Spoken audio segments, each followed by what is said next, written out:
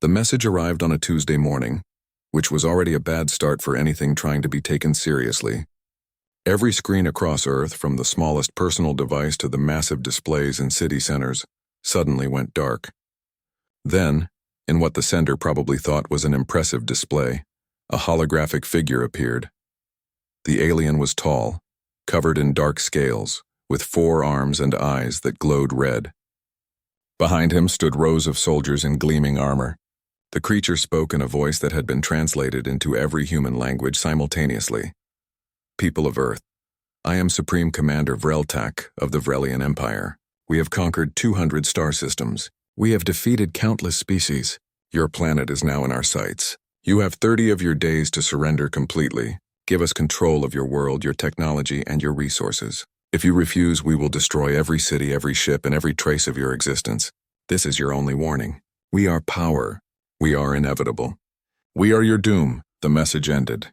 The screens returned to normal. And then something unexpected happened. People started laughing. At the United Earth Defense Council headquarters in Seoul, Commander Doyeon Park sat at his desk, watching the message for the 3rd time. His assistant, Lieutenant Minho Choi, stood nearby, trying very hard not to smile. Did he just say they are inevitable? Doyeon asked, rubbing his temples. Did they steal that line from a movie? Yes, sir, Minho replied. Also, they misspelled annihilation in the text version. They wrote it with 1 N instead of 2. Doyeon looked at the document on his screen. Sure enough, there it was, the most powerful empire in the galaxy, threatening to unleash annihilation upon humanity. He started laughing. He couldn't help it. They're trying to scare us, Doyeon said, still chuckling. They probably do this to every species they meet. Show up, look scary, make threats, and everyone just surrenders out of fear. Should we be scared, sir? Minho asked. Doyeon thought about it for a moment. Earth had been preparing for potential alien contact for decades. Humanity had spread across several star systems. They had advanced technology, powerful weapons, and most importantly, they had learned from their own history. Humans knew what bullies looked like. No, Doyeon said finally. But we should respond. Get me a camera crew. I want to make an announcement. 2 hours later, Commander Doyeon Park stood before cameras broadcast to every human world. He held a printed copy of the Vrelian Declaration in his hand. His expression was serious, but his eyes sparkled with barely contained amusement. People of Earth and all human colonies, he began. Today we received a declaration of war from the Vrelian Empire. I want to assure you all that we take this matter very seriously. He paused, then held up the document. Seriously enough to point out that they misspelled annihilation. They also used the word inevitable, which, as my teenage daughter informed me, is very cringe and giving off major villain energy. Across human space, people stopped what they were doing to watch. And then they started laughing too. Doyeon continued. The Vrelians have given us 30 days to surrender. In response, I would like to offer them our own 30-day timeline. Day 1 through day 30, we politely decline their offer. We will now return to our regular schedule, already in progress. The broadcast ended. Within minutes, social media exploded. Someone made a meme of Supreme Commander Vreltak's face with the caption, "When you try to sound scary, but autocorrect isn't working." Another person created a video compilation of every movie villain who said something was inevitable and then lost anyway. Famous comedian named Hana Kim announced she was doing a special show called We're So Scared that very evening. It sold out in 10 minutes. During the show, she performed an entire routine about the Vrelian message, acting out how confused the aliens must be right now. Imagine them, Hana said on stage, sitting in their big scary war room waiting for our terrified response. And instead, they're getting memes. Thousands of memes. They're probably looking at their screens thinking, what is this? Why are they laughing? Did we accidentally send them a comedy routine instead? The audience roared with laughter. The show was broadcast across the galaxy. Other alien species, many of whom had actually surrendered to the Vrelians, watched in confusion and then wonder. Were these humans insane? Or were they just brave enough to do what no one else had done? Back at Earth Defense Headquarters, Lieutenant Minho Choi was tasked with writing the official response to the Vrelian Declaration. He decided to have some fun with it. The response was formatted like a customer service review. Dear Vrelian Empire, the message began. Thank you for your declaration of war. We appreciate you taking the time to threaten us. However, we have found several areas where your service could be improved.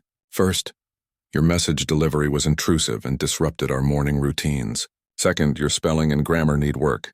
Third, your threat level was underwhelming. We rate this invasion attempt 2 out of 5 stars.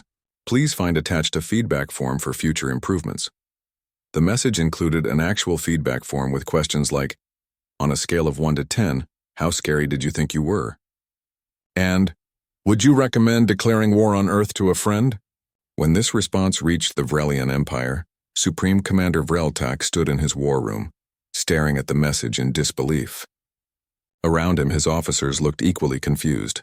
They're mocking us? One officer said carefully. This must be some kind of psychological trick, another offered.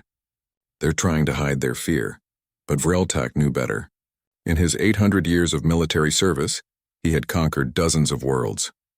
He knew what fear looked like. And this wasn't it. These humans were genuinely not afraid. Worse, they were making jokes.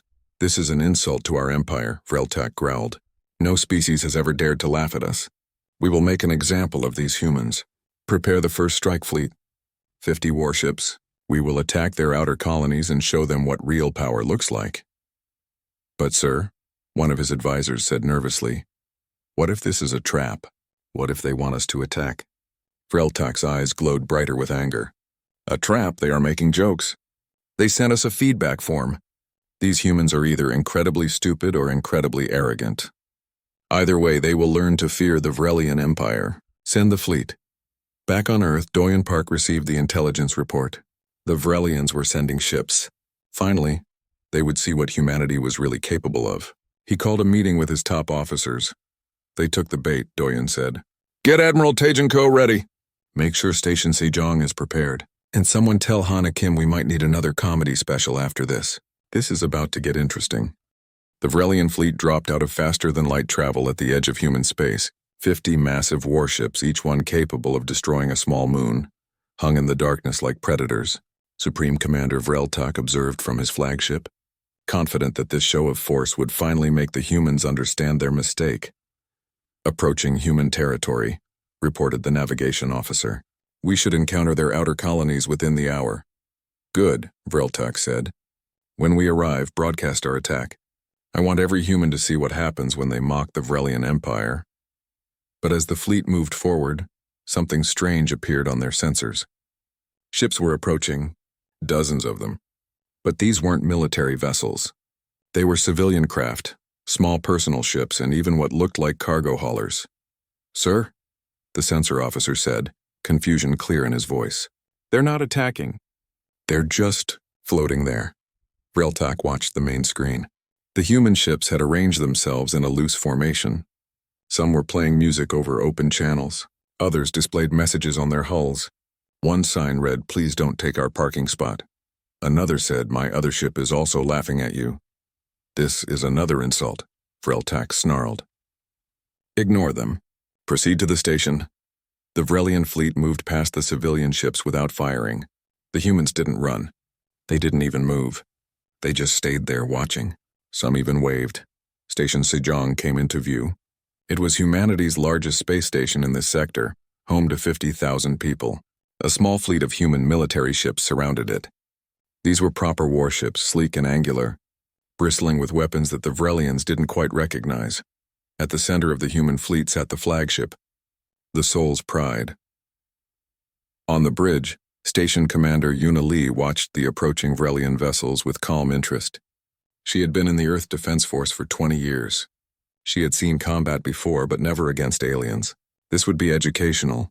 All ships hold position, Yuna ordered. Let's see what they do. The Vrelian fleet stopped at what they considered a safe distance. Then Vreltak's face appeared on every screen, broadcasting his message. Humans of Station Sejong, you have witnessed our power. Surrender now and we will be merciful. Resist and you will be destroyed. Yuna muted the channel and turned to her communications officer. Did he just give us the same speech twice? Does he only have one speech? Apparently so, Commander. The officer replied, grinning. Yuna unmuted the channel. This is Commander Yuna Lee of Station Sejong. We decline your offer. Please leave our space or we will be forced to defend ourselves. The Vrelian response was immediate. All 50 warships opened fire at once. Massive energy beams lanced through space toward the human fleet. The humans raised their shields, and the Vrelian weapons hit them with tremendous force. The shields held, easily.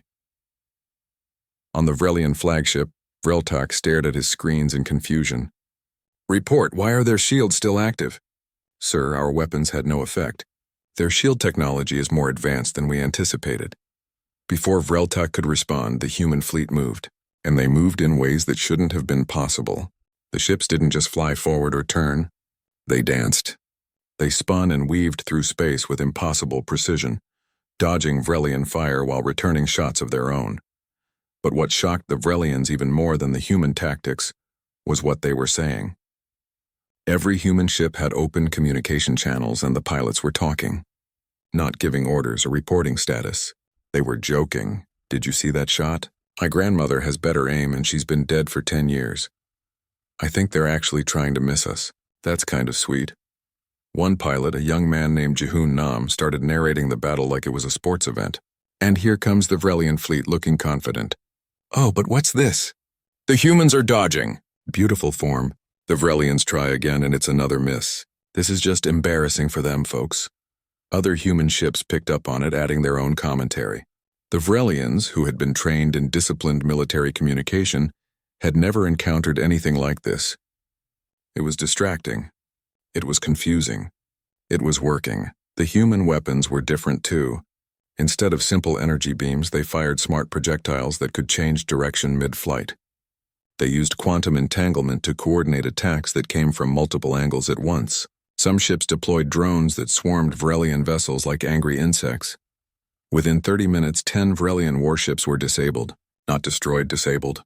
The humans had carefully targeted engines and weapon systems, while avoiding areas where crew members would be located. "They're not trying to kill us," one Vrelian officer reported. "They're just shutting down our ships." Vreltak couldn't believe what he was seeing. His mighty fleet was being taken apart by a smaller human force, and the humans were cracking jokes while doing it. "All ships retreat to," he began, but then his own ship shuddered. Human weapons had hit their engines. The flagship was dead in space. Commander Yuna Lee's face appeared on his screen. "Supreme Commander Vreltak, your fleet is disabled. We could have destroyed you, but we chose not to. We're now sending boarding parties to provide assistance." "Assistance?" Vreltak repeated. "What kind of trick is this?" "No trick. We're sending medical teams and engineers to help repair your life support systems. We're also sending care packages. Please don't shoot at our people. We're trying to be nice here." The Vrelian crews watched in amazement as human shuttles approached. Marines in powered armor boarded the damaged ships, but instead of attacking, they immediately began helping injured Vrelians to medical bays. Engineers started working on life support systems. Captain Sora Bay led the boarding party onto the Vrelian flagship. She walked onto the bridge where Vreltak stood, surrounded by his officers who had raised their weapons.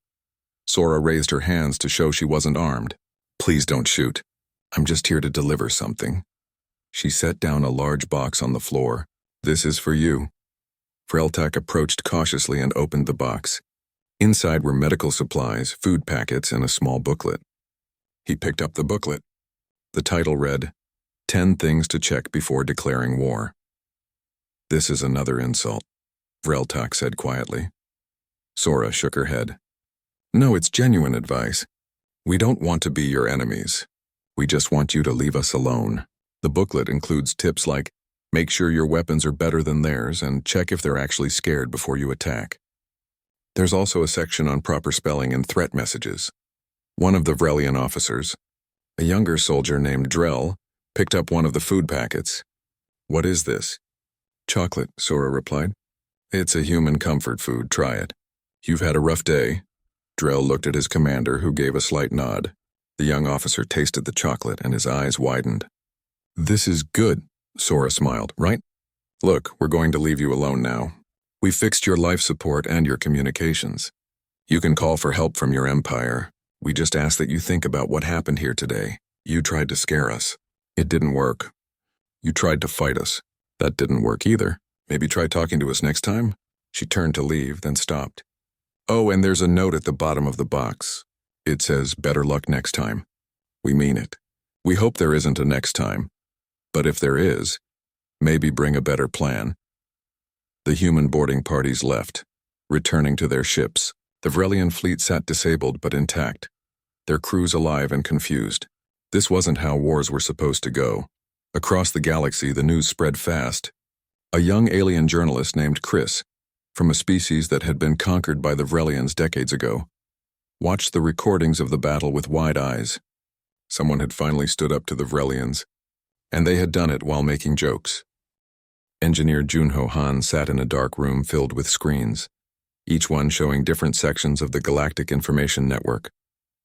He was 30 years old, had terrible posture from too many hours at computers, and was about to become the most dangerous human the Vrelian Empire had ever encountered. He wasn't a soldier.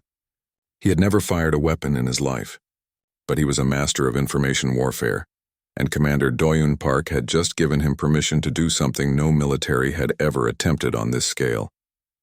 He was going to weaponize memes. "Are you sure about this, sir?" Yunyo had asked during the briefing. "This could be considered pretty cruel," Doyun had smiled. "They declared war on us. They tried to kill our people. I think we can handle making them uncomfortable on the internet." So Junho went to work. His team at Earth's Cyber Warfare Division consisted of 20 of the best hackers, graphic designers, and social media experts humanity had to offer. They studied the Vrelian communication networks, found the weaknesses, and prepared to launch. The attack began on a Monday. Every Vrelian military broadcast was suddenly interrupted by a video of Supreme Commander Vreltak's face, but edited to make him look silly. His threatening speech was remixed with music that made it sound like a bad pop song. The caption read, "When you order your villain speech from the discount store." Within hours, Vrelian soldiers across their empire were trying not to laugh at their own commander. The image spread to other species too. Soon everyone in the galaxy had seen it. But Junho was just getting started. His team created thousands of memes. Pictures of Vrelian warships with the caption, "These are the same photos from their last 5 invasions." Videos comparing Vrelian threats to historical examples of bullies who had been defeated. Educational content explaining how fear-based empires always collapsed eventually. The most devastating weapon was a children's song. A human musician created a lullaby called Vrelian Dreams that was actually about scary aliens, who weren't actually scary at all. The song was catchy, innocent, and absolutely humiliating for the Vrelians. Human children sang it. Other alien species started teaching it to their children. It became impossible to escape. On the Vrelian homeworld, Supreme Commander Vreltak sat in his war room, watching his empire's reputation crumble in real time. His officers reported that morale was collapsing. Soldiers were questioning orders. Some were even laughing at their own propaganda. "How are they doing this?" Vreltak demanded. "How can simple images and songs cause so much damage?" His intelligence officer, a veteran named Trelkor, explained carefully. "Sir, they're attacking something we never considered protecting. Our pride, our image. Every species we've conquered feared us.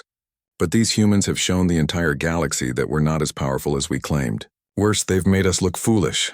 We are not foolish," Vreltak roared. "We are a military power." "Yes, sir," Trelkor replied quietly. "But now everyone knows we lost to a species that fights with jokes."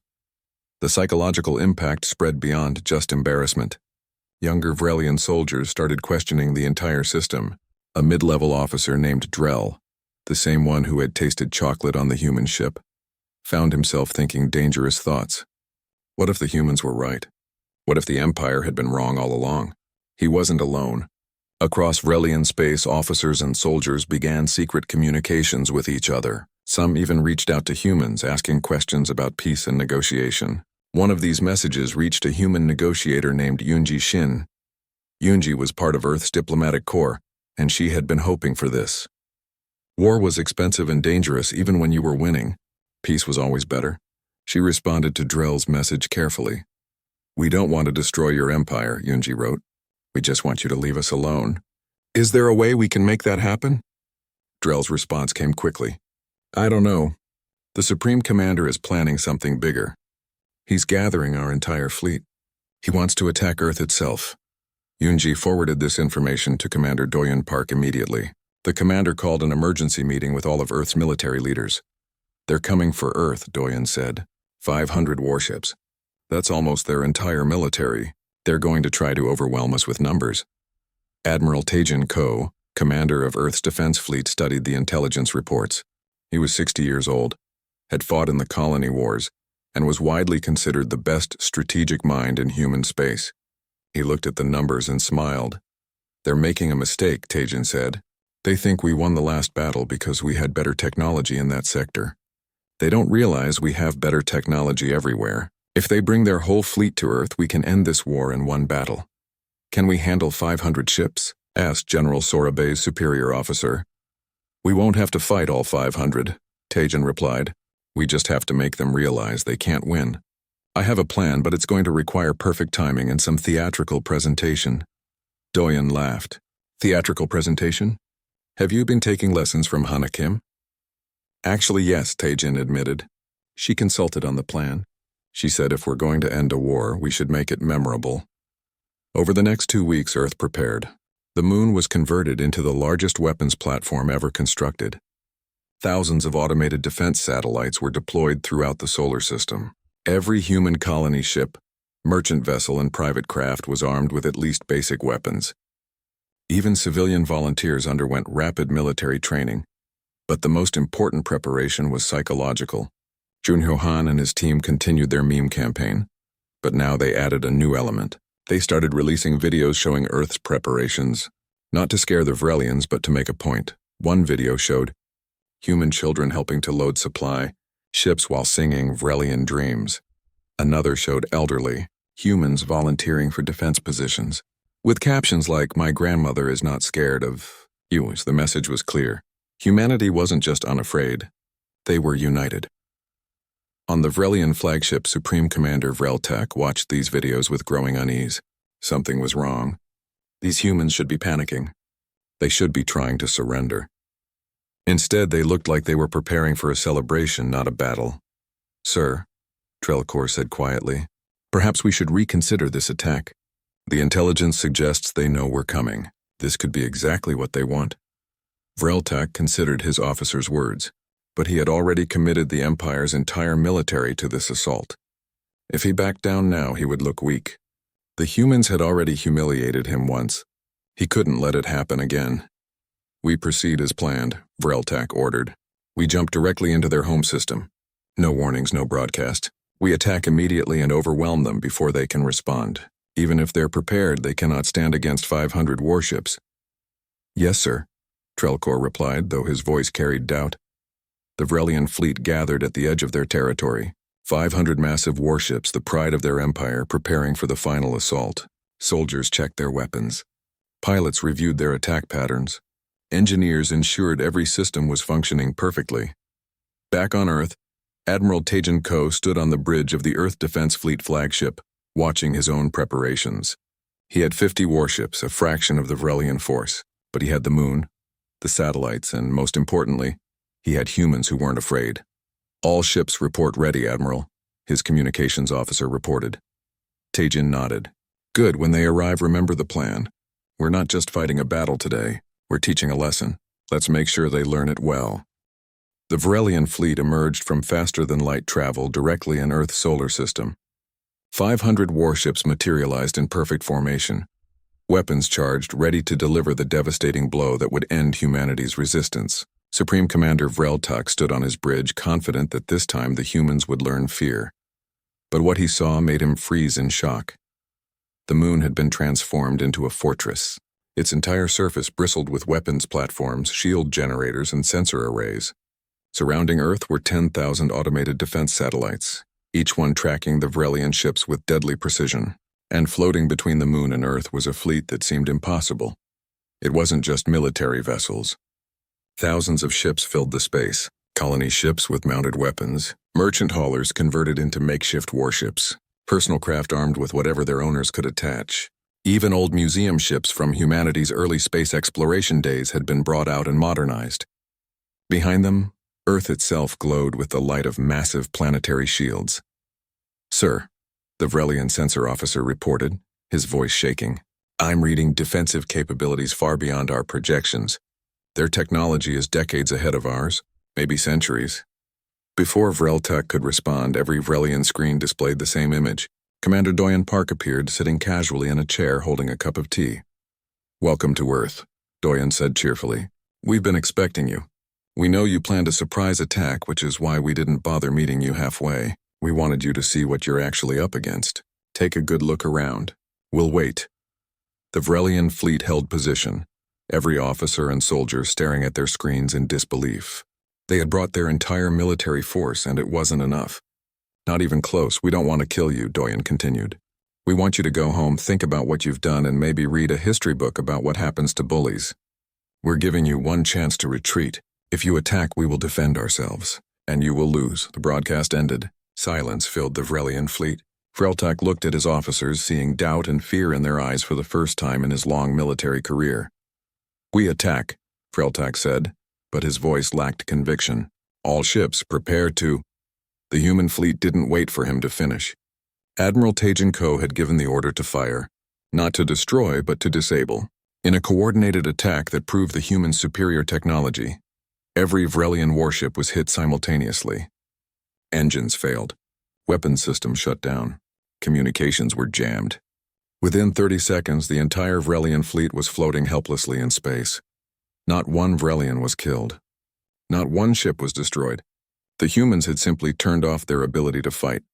"This is Admiral Tajan Ko of Earth Defense Fleet," a new voice announced. "Your ships are disabled but intact. Your crews are safe.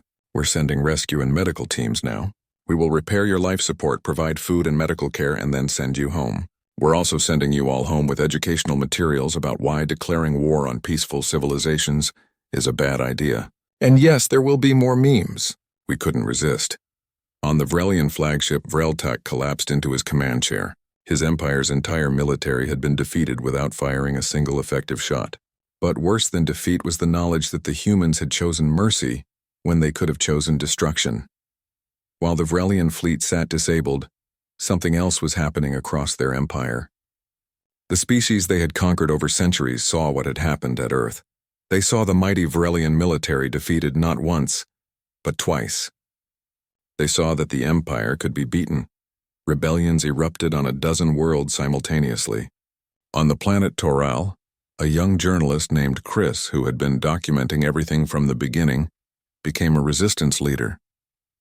The Toral people rose up demanding freedom. Other species joined them. The Vrelian Empire, which had ruled through fear for 800 years, began to collapse. On Earth, diplomat Mirai Song worked around the clock coordinating with rebel groups across Vrelian space. She didn't send weapons or soldiers. She sent communication technology, tactical advice, and messages of support. She helped them organize, helped them connect with each other, and helped them realize they weren't alone. "We're not trying to destroy the Vrelian Empire," Mirai explained to her staff. "We're trying to change it. Fear only works until people stop being afraid. Once that happens, empires like this fall apart on their own." Inside the Vrelian Empire itself, civil war erupted. Officer Drell, who had been communicating secretly with the humans, led a faction of military personnel who wanted peace and reform.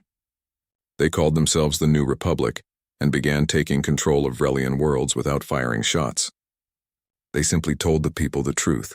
The old empire had failed, and it was time for something better. Supreme Commander Vreltek's hardline faction refused to surrender. But without their fleet, they had limited power. The empire split into factions, each fighting for control. Dr. Hyunwoo Lim, Earth's leading expert on alien psychology, watched all this unfold from his office in Seoul. He had been studying the Vrelian communications, their history, their culture.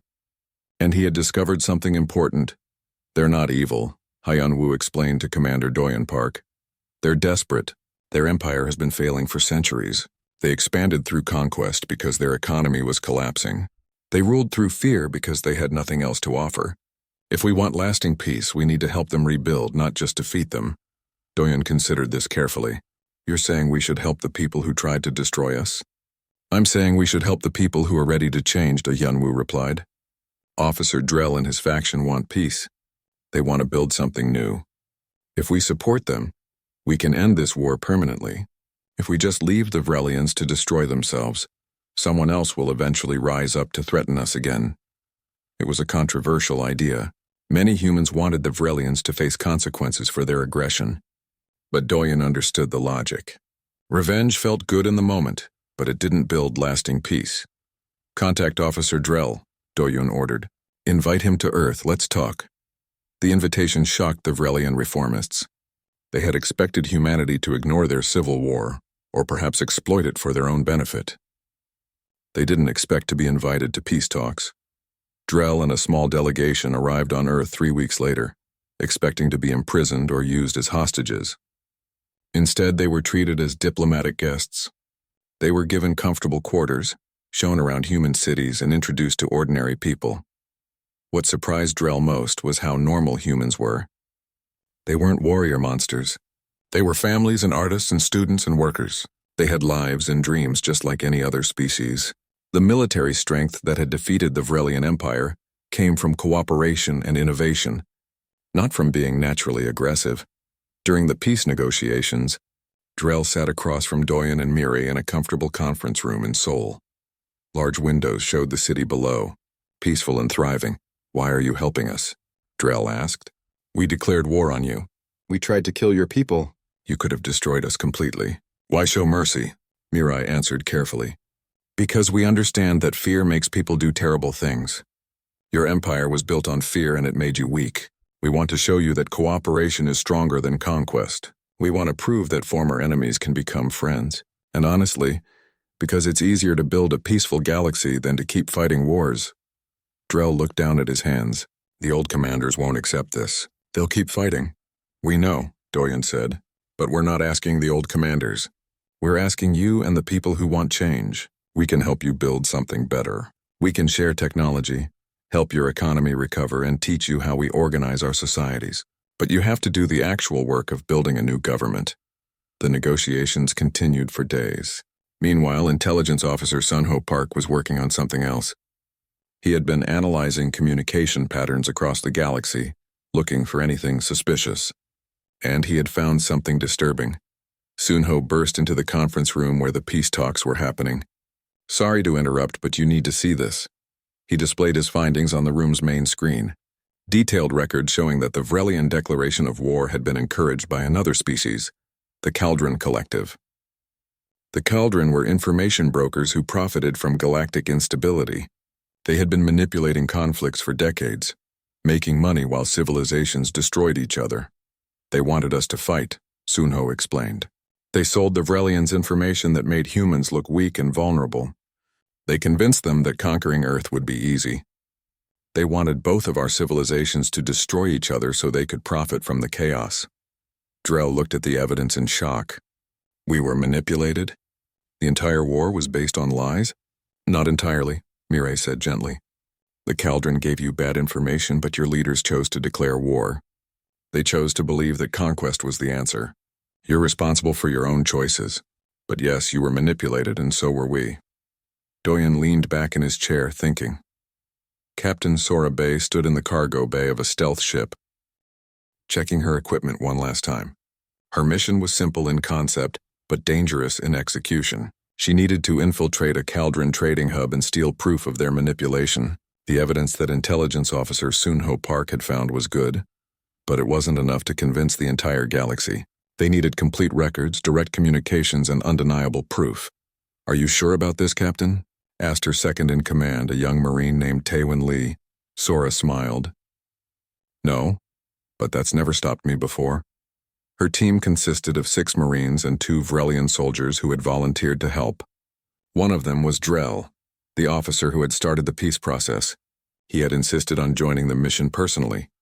"The Kaldron destroyed my empire with lies," Drell had said. "I want to be there when we expose them."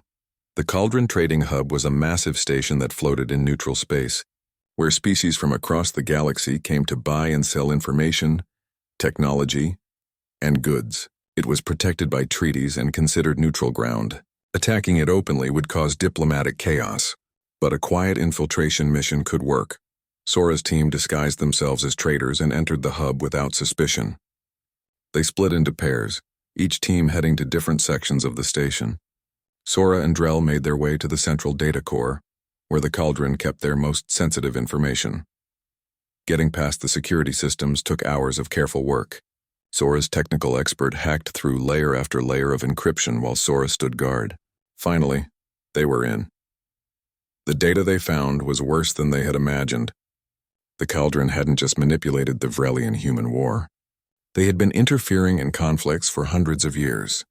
They had records of selling false intelligence to dozens of species, encouraging wars, supplying weapons to both sides, and profiting from the death and chaos. "Download everything," Sora ordered. "Every file, every communication, every transaction record." It took 20 minutes to copy all the data.